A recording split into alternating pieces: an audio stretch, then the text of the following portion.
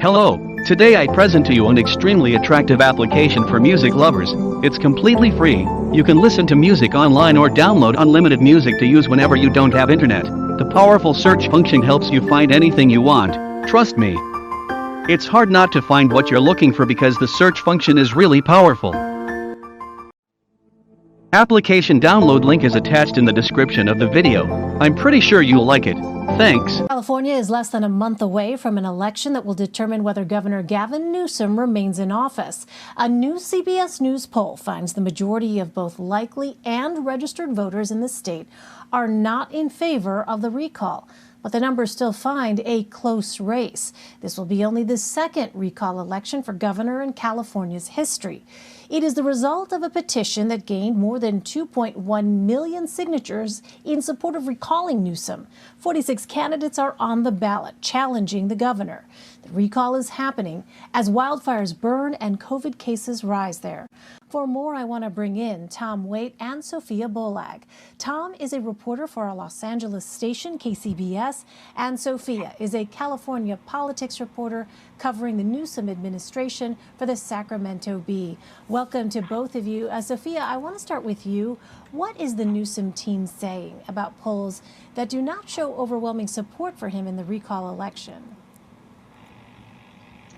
Yeah, the Newsom campaign admits that this is a situation that's really too close for comfort for them.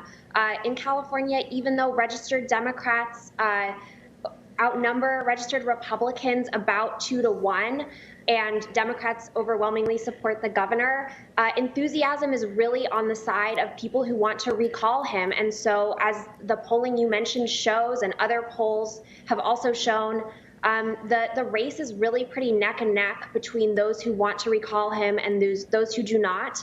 And the campaign is really speaking to their Democratic base. Newsom's campaign is speaking to his Democratic base, urging them to just cast their ballots because they're very concerned that Democrats won't vote because they just aren't super engaged or enthusiastic about this election. So you mentioned the base, Sophia. What else is Governor Newsom's team and the governor himself, what else are they doing to fight for his job? Yeah, so over the weekend, from Friday through today, really, he's been out on the campaign trail, really for the first time this year, urging people to just turn in their ballots. In California, every registered voter is being mailed a ballot. If you're in California, you've either received your ballot or you will be receiving a ballot in the next couple of days. And his campaign has been running television ads, doing phone banking, sending out many text messages. They're also going door to door in some communities where they feel like they can convince people who might, be on the fence about the recall or on the fence about returning their ballot, or might just not know much about the recall, might not understand that it's even going on or what the consequences would be. Really trying to reach those voters and convince them to turn in their ballots. Yeah, Tom, tell us a bit more about the voting processes. As I understand it, all 22 million registered voters in California are receiving a mail-in ballot for the recall election.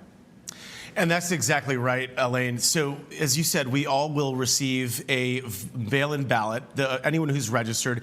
And the way the balloting works, and Sophia kind of touched on it, as you get the option to vote yes or no on the recall. Kind of the weird thing about this whole situation is that when you vote no on the recall, you're also allowed to vote for a replacement candidate. So even if you sort of intuitively, if you voted yes on the recall, it would make sense that if you said, yes, I want to replace the governor, then you would pick from one of the 46 registered candidates. Well, again, with a no vote, you can still vote to replace the governor with someone on the ballot. Sophia also touched on this, is during his campaigning over the weekend to a phone bank here actually in LA County, the governor was urging people, along with the people phone banking, to just vote no. Don't even worry about voting for a replacement. You might remember, some people who are politics junkies, that back in the recall with Schwarzenegger, there was a Democrat that was on the ballot, a well-known Democrat, Cruz Bustamante, and many people said that that sort of interrupted the strategy of preserving Gray Davis's job, which we know, of course, he did not.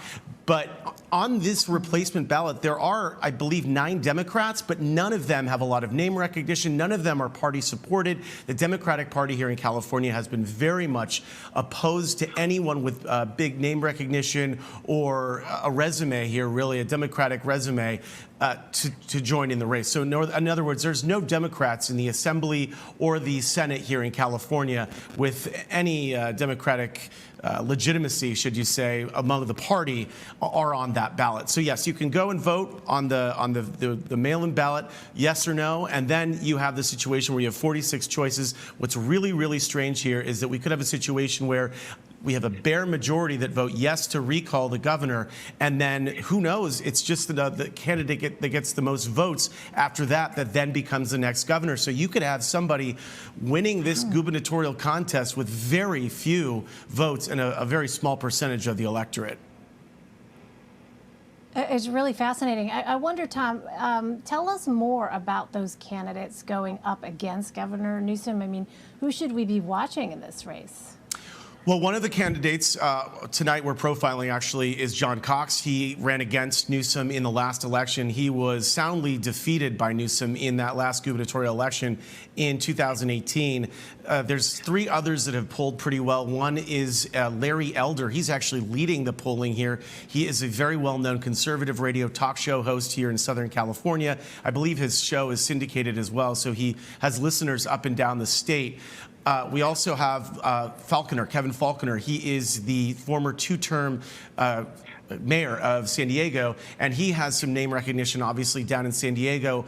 John Cox, as I mentioned, he's also from San Diego. And then the other gentleman who is now in sort of the 4th top slot right now polling is Kevin Kiley. He is a Northern California state assemblyman, and he is one that not a huge percentage of the vote right now, but he is getting, at least he's registering on some of the latest polling. The only Democrat that has reached anywhere significant in the polling situation is a 29-year-old named Kevin Paffrath, and he is a YouTuber. He's well known. He's very successful YouTuber and has made millions doing services on the internet. But again, he's not somebody he's not a mainstream party person per se here in California. So, but he is the Democrat that is polling with the strongest numbers at this point. So he too has a chance to take the governor's job.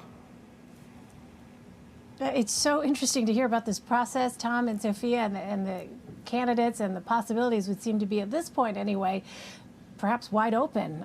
Can't wait to see. All right, Tom, Sophia, thank you both very much. And our local CBSN streams in California have